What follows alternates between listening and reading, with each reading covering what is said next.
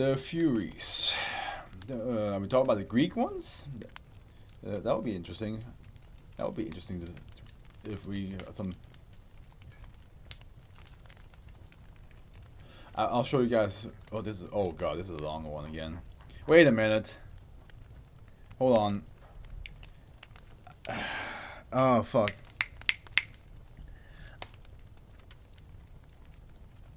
Where did I mark it? Okay, hold on. I need to check something because like somebody told me like, hey, this is one of mine, and I forgot. Where did I put the? I have to check that out. I have to check that after the stream because like somebody was saying that this is one of my. You read one of my SCPs and I said I will keep in mind which one are theirs. But I forgot where I put the. Where I put the memo. Shit. Oh well. Let's go on. The Furies. We had this with Sour Secret. Is it Sour Secret? Jackie's Secret. Sorry, Jackie's Secrets. We had this this layout. Containment class Euclid, disruption class Blum, risk class critical, science side 45, director Dr. Harold Krott, research head redacted, assigned task force convoy Omega 8, aka the cat in the cradle. Special containment procedures, revision 7. Let's see, it doesn't jump that much. Okay, good. 4/4/19 convey Omega 8, aka the cats in the cradle, has been formed to handle the containment, research and transfer of -1 and the avoidance and clean up of -2 and -3 attacks. -1 is. Did I put it on? Hold on. Now I'm just curious. No, I did not. Never mind. I'm good. Okay. In front of -1 and the avoidance and clearance of -2 and -3 attacks. -1 is to be kept in the lead case equipped with a single speaker to aid in interrogation. -1 is not to be allowed outside of its box unless confined to a windowless room and is not to know its location. Convoy Omega 8 is to maintain constant movement across underpopulated areas of America and be prepared for engagement of both -2 and -3. Brief stops between sites for fuel, foods, and equipment repair are permitted. Personnel are to wear latex gloves while directly handling -1 and are to avoid skin contact at all times. If unprotected physical contact is made, staff are to immediately wash their hands of any ink-like substance. If stains begin to spread, the affected staff are to be terminated before symptoms occur. Containment of -1 is to be considered a priority until improved containment procedures can be developed. -1 must not be given to -2 or -3 under any circumstances. -2 and -3 have yet to be contained. Authorization has been given for any and all measures deemed necessary to neutralize -2 and -3. And here we have -1, a very lovely picture. Okay. But that was revision 7. That was the old containment procedures. Now we have revision 8, the new one. 4/12/19. All SCP-1913 instances are to be contained at least 1,600 kilometers away from each other. Jesus! In areas where the Foundation has established major sites for specific locations of each SCP. Major sites. In brackets for a specific location of each SCP. 1913 instance, refer to document -53 brackets done, open brackets, close brackets. I should say that in the future now. Footnote says -1 site 45C, Las Vegas, floor 7, secure holding cell 73, site -2 site Orlando, that's Florida, right? Yep. Floor secure holding cell number. And then -3 site, New York City, floor, secure holding cell number. Each SCP-1913 instances is to be placed in the middle of a tubular glass ring with a radius of 4 meters. The inside of the glass ring is to be filled with sulfur dust. Personnel are to wear latex gloves while handling -1 and are to avoid skin contact at all times.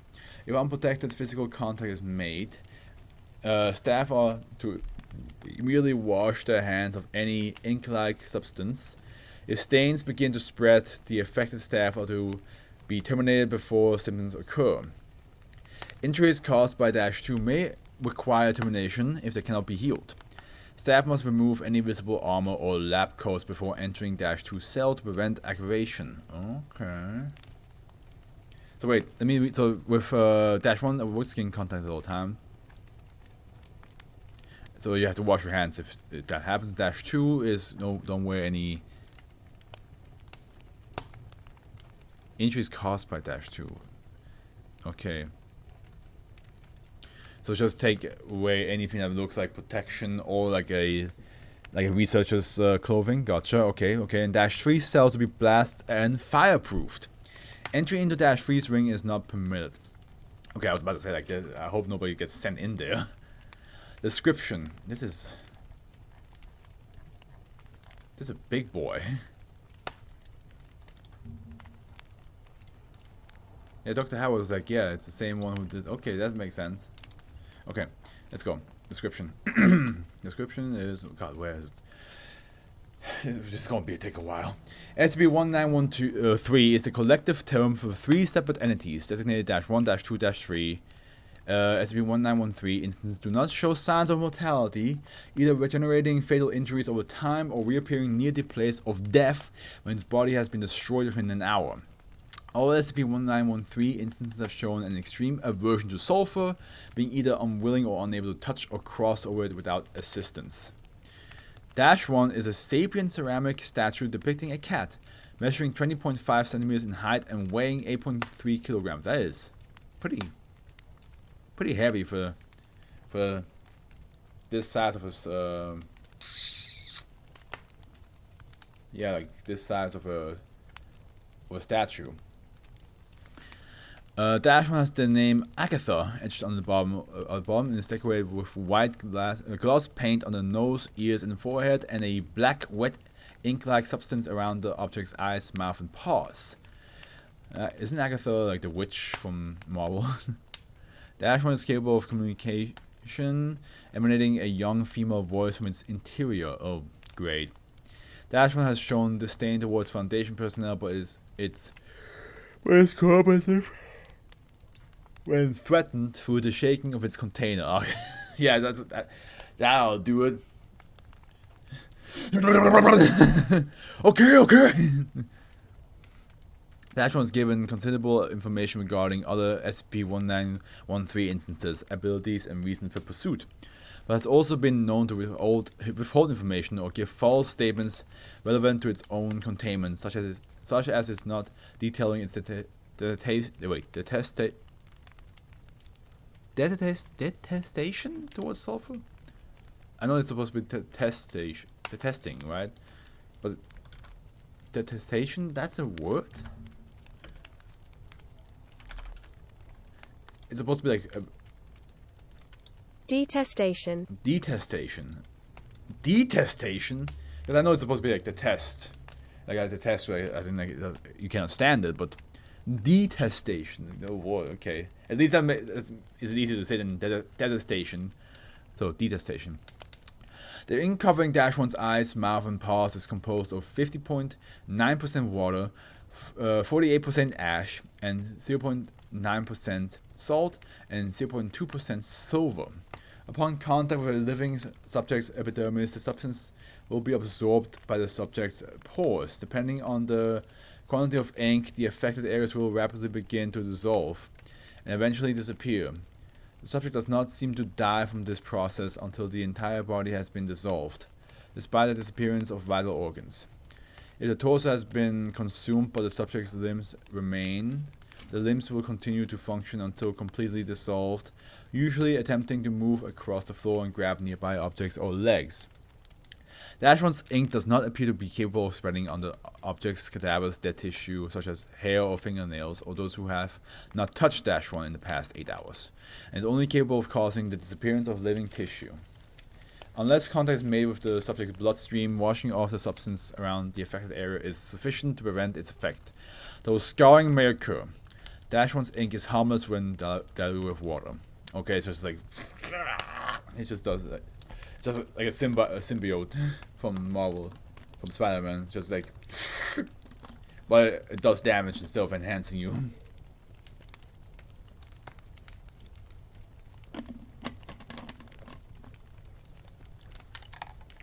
-2 is an animate humanoid skeleton covered in dark hair and ash, which gives it the physical shape of a female humanoid. -2's skeleton is human in structure with the exception of its skull and digits, which appear to belong to a large canine. -2 is capable of moving at speeds of up to 65 km per hour despite lacking the tissue required for motility. -2 does not appear to be sapient and appears to act almost entirely on the orders given to it by either -1 or -3. It is presumed that -3 has taught -2 to attack anyone wearing either a lab coat or the standard armor commonly worn by Convoy Omega 8, formerly known as the Cats in the Cradle, on site prior to Event 3, due to the specific nature of these triggers. Otherwise, unless provoked or provided with an insufficient amount of food, -2 is unexpectedly docile. -2 will attack its victims when provoked, typically through clawing at the victim. However, despite major organ damage and blood loss, -2 is not capable of killing a victim. Subjects will show continued life signs until sustaining fatal injuries from another source, including non-anomalous wounds and the effects of -1's ink. If an organ or limb has been separated from the subject, then the organ will continue to live independently from the subject. Subject will not die if an organ separated from its body via -2 dies. What the fuck is this? I just see the picture. -2 will continue attacking a victim until either the victim ceases moving, typically from shock, or another subject provokes it. Although -2 does not require substance for survival, it has shown a proclivity towards eating the meat of its victims and will become agitated if food is not provided. -3 refers to -2 as Telly. So -1 and -2 can command this thing, and -3 seems to have taught it all it knows, which is attack people in lab coats. Luckily, I'm not wearing a lab coat, nor do I have armor on, so I'm good. -3 appears to be adolescent male black Labrador retriever. Canis lupus familiaris, lacking a mouth, nose, and eyes.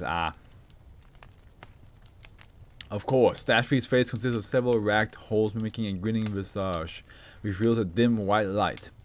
-3 is sapient and refers to itself as Freddy. So we have Freddy, we have Telly, and do we have a name for -1? I don't think -1 has a name. -3 refuses to elaborate on its reasons for its pursuit of -1 beyond family matters, but it has been reported that -3 does not want to harm -1. Information from -1 suggests a physical change in -1's form, but has not been confirmed. I was about to say, like, you know, -1 is a cat and -3 is a dog.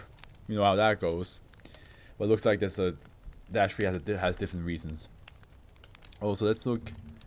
Let's say click to enlarge.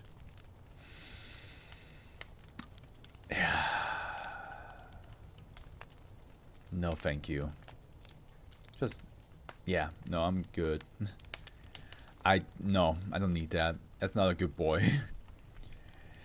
And -3 collides with an object or subject. -3 will emit a burst of gray colored flames from the holes in its face. Flames produced in this manner reach temperatures up to 1,200 degrees Celsius or 2,192 degrees Fahrenheit, and have expected effect upon coming into contact with non-living objects. Fire started due to the contact with these flames will continue to burn until the subject's skin has been fully consumed or until the fire has been put out. Subject will suffer severe burns from exposure to -3, typically resulting in complete loss of sight, hearing, and touch. Determination attempts of the victims of -3 have only been successful when the victims have been dissolved by the ink of -1. Unless blocked by a significant amount of sulfur, -3 is able to determine the general location of other SCP-1913 instances. -3 periodically experiences mood swings ranging from neutral to aggressive, often cursing containment personnel. Dash 3 has been responsible for at least 2 major fires following the 24th of March 1910. Dash 1 recovery. On the 3rd, 24th, 1910, Dash 1 was discovered at the V harbor. Upon investigation of a local shipwreck, Agent Crowley discovered Dash 1 in the wreckage of the which was believed to have been in transit to New York City, but was instead en route to S. 2 bodies were found in the wreckage, but the remaining 20 passengers were missing. After learning of the properties of Dash 1, 2 lifeboats loaded with 20 cadavers were planned in the V waters to throw off groups of interest. Cadavers were D-class personnel who have died during testing. Due to the ship's state of disrepair prior to voyage, the sinking of the was proclaimed to have been caused by its mechanical condition. Encounter 1 report. Upon Dash 1's arrival at site on the 4th, 12th, 1910, Dash 2 and Dash 3 attacked the site, causing emergency evacuation protocols to be activated. Dash 2 repeatedly threw Dash 3 at the escape vehicle carrying Dash 1, which caused considerable damage to the vehicle before escaping. And don't forget, Dash 2 can also run real fast, so... Dash 2 and Dash 3 were exclusive interests in Dash 1 led to the formation of Convoy Omega-8 and the collective designation of the 3 entities. Encounter 15 report. Additional attempts to capture either Dash 2 or Dash 3 has failed.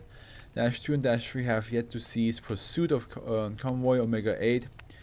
Dash 2's constant movement, apparent knowledge of Foundation vehicles, and Dash 3's constant explosive nature has made containment of the entity difficult.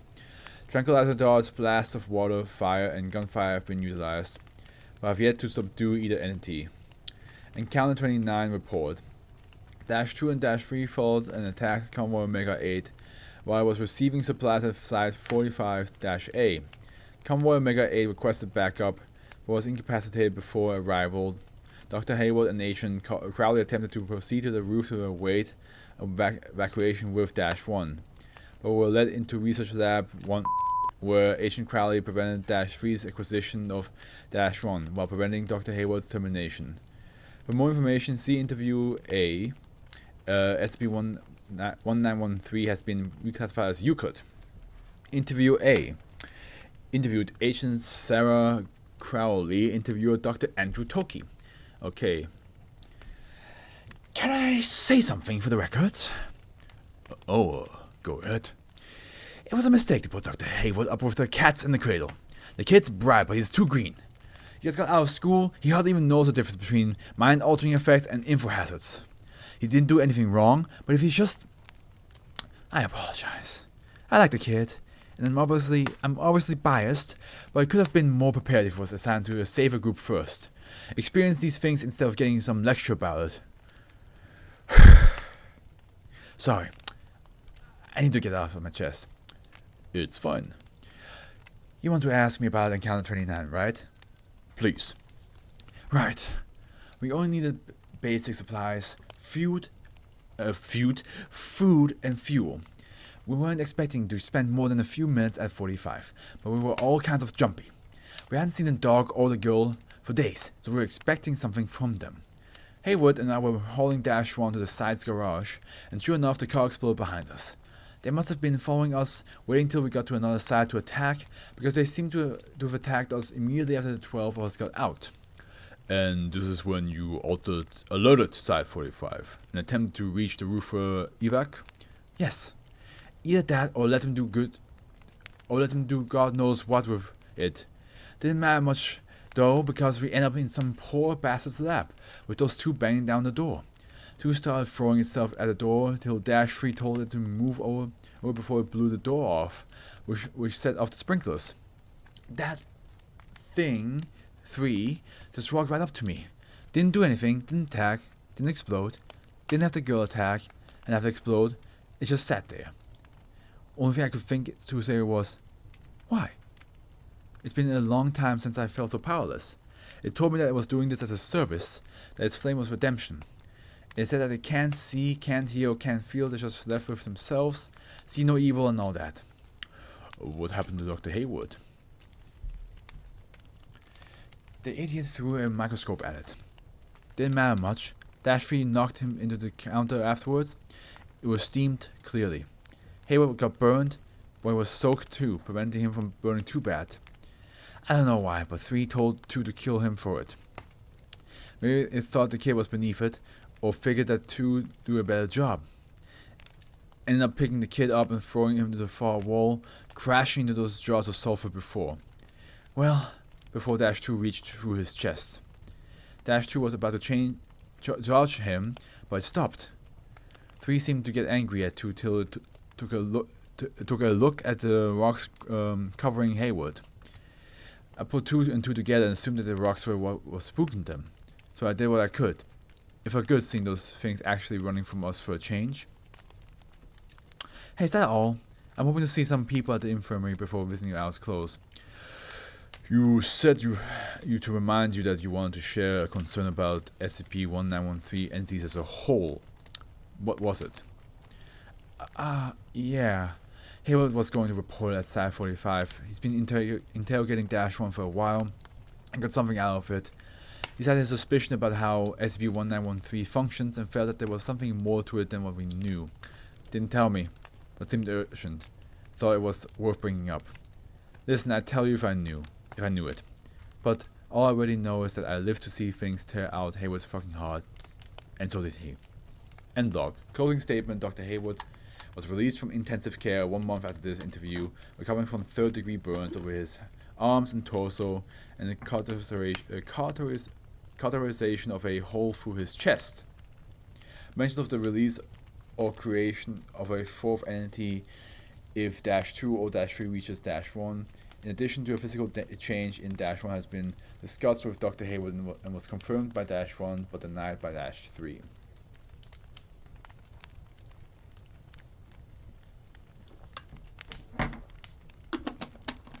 Wow. The dog creeps me out. The dog creeps me out. It's very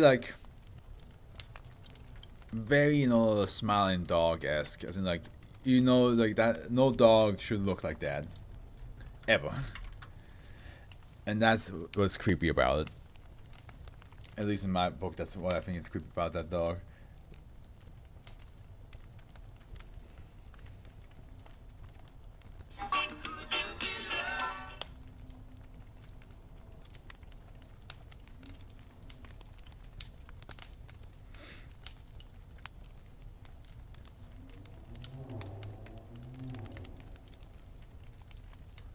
Wait a minute.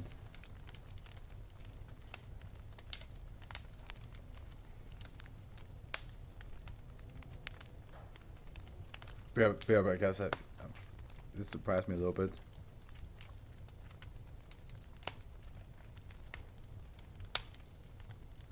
Well, that's good for her. Was a good surprise, not like a weird surprise. So yeah, but yeah.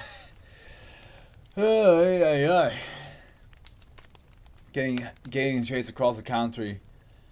Also, like, what do they want with -1? It's not destruction, as apparently stated. It's not. They don't want to destroy it. But what do they want? They want it so bad that they're willing to chase people across the country, states, just to like get to them. And if someone gets in the way, they get killed. So yeah, pretty intense. Pretty intense.